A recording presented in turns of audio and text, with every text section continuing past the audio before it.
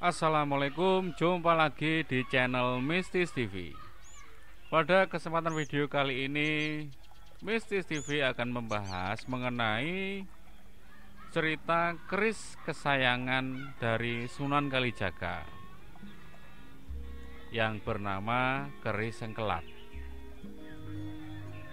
Di balik kehebatan keris sengkelat ataupun sang pemilik yaitu Sunan Kalijaga, ada cerita unik dan menarik dari asal-usul keris sengkelat ini.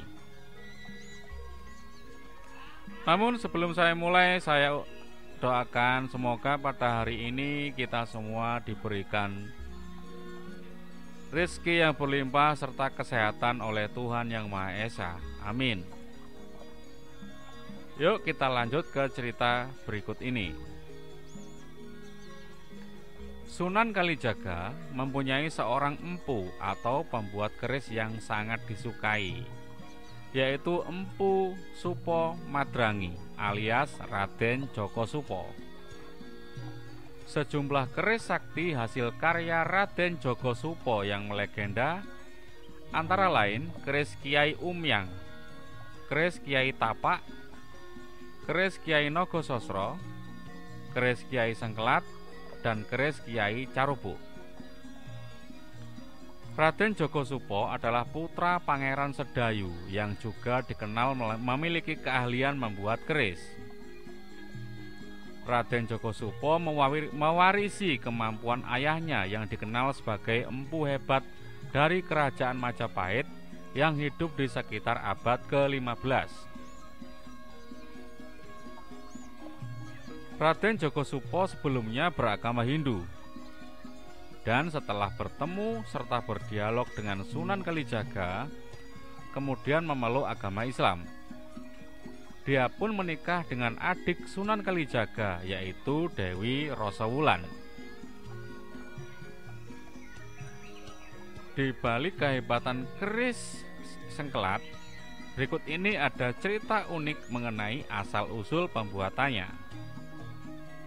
Yaitu dikisahkan Sunan Kalijaga meminta tolong untuk dibuatkan keris coten sembelih atau sebuah pusaka untuk menyembelih kambing atau hewan yang lain.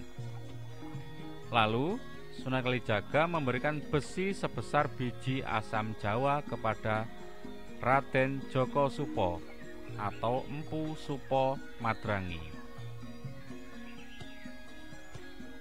Mengetahui besarnya calon besi tersebut, Empu Supo agak terkejut karena bobotnya yang berat sekali, tak seimbang dengan besar wujudnya.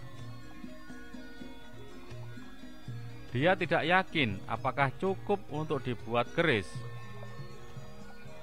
Sunan Kalijaga meyakinkan besi itu sebenarnya tidak hanya sebesar biji asam Jawa, tetapi besarnya seperti gunung.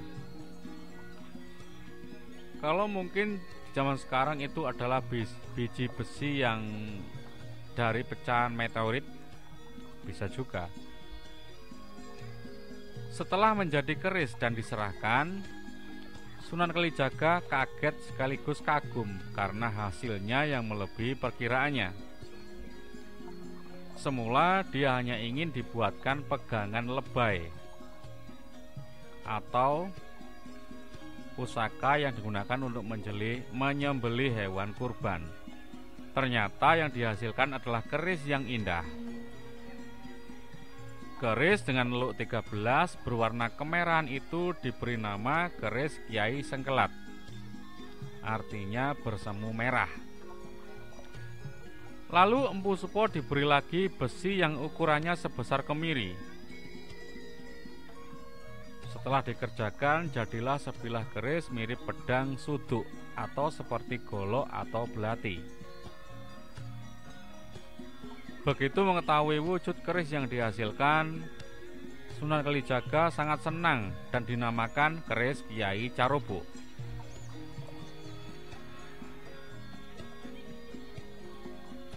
Pada suatu hari, Sunan Kalijaga hendak pergi ke Cirebon untuk menemui Sunan Gunung Jati, ditemani Raden Djoko Supo.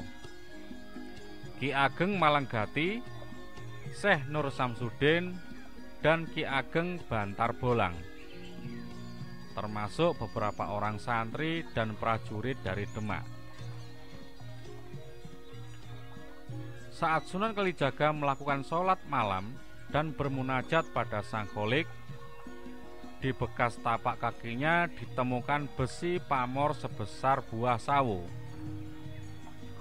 Kemudian besi tersebut diserahkan pada Raden Djoko Supo untuk dibuat menjadi sebuah keris. Setelah selesai, keris tersebut diserahkan pada Sunan Kalijaga dan diberi nama keris Kiai Tapak. Keris Luk 13 tersebut oleh Sunan Kalijaga diserahkan kepada Kiai Ageng Malanggati. Satu karya Raden Djoko Supo yang melegenda adalah keris Kiai Umyang. Nama keris itu diambil dari nama dusun Sumyang Jimpe, tempat Raden Djoko Supo menyepi karena tak ingin terlibat dalam konflik antara Ratu Kalinyamat dengan Adipati Jipang Panolan, Arya Penangsang. Keris tersebut mempunyai ornamen pada bagian gandek kanan kiri yang dikenal sebagai dapur putut. Baik tanpa luk maupun yang berluk, saat perseteruan politik di Demak berakhir dan tahta jatuh kepada Joko Tingkir, menantu Sultan Trenggono atau putra Raden Patah, Raden Djoko Supo diperintahkan Sunan Kalijaga mengabdi ke Pajang dengan membawa bukti keris buatannya.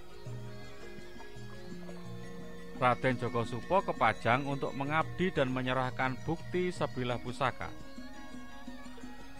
Saat itu Sultan Hadiwijaya sedang memeriksa seorang tersangka dan terpidana.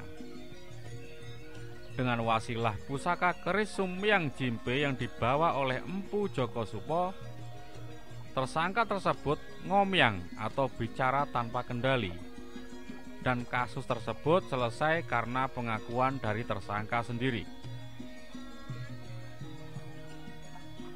Kemudian niat Raden Djoko Supo untuk mengabdi diterima oleh Sultan Hadiwijaya.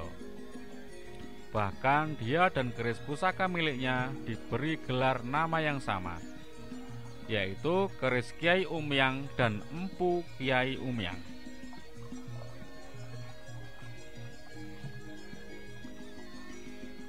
Cukup menarik cerita kali ini mengenai asal-usul keris Sengkelat. Dari situ ada beberapa keris yang dibuat oleh Empu Supo Madrangi, yang merupakan keris yang melegenda sampai saat ini. Namun banyak sekali jenis keris yang meniru dari keris-keris tersebut. Kita pun sampai tidak tahu mana yang asli dan mana yang palsu. Namun kita sebagai manusia yang modern sekarang, kita wajib menghargai peninggalan nenek moyang kita yang terdahulu. Kita lihat dari pamornya pun sudah indah sekali. Itulah hasil dari karya seorang empu pada zaman kerajaan yang dahulu.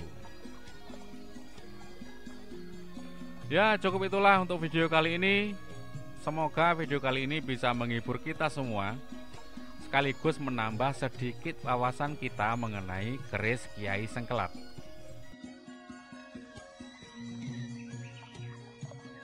Jangan lupa untuk klik like, komen, dan subscribe. Terima kasih. Wassalamualaikum. Jumpa lagi di video berikutnya.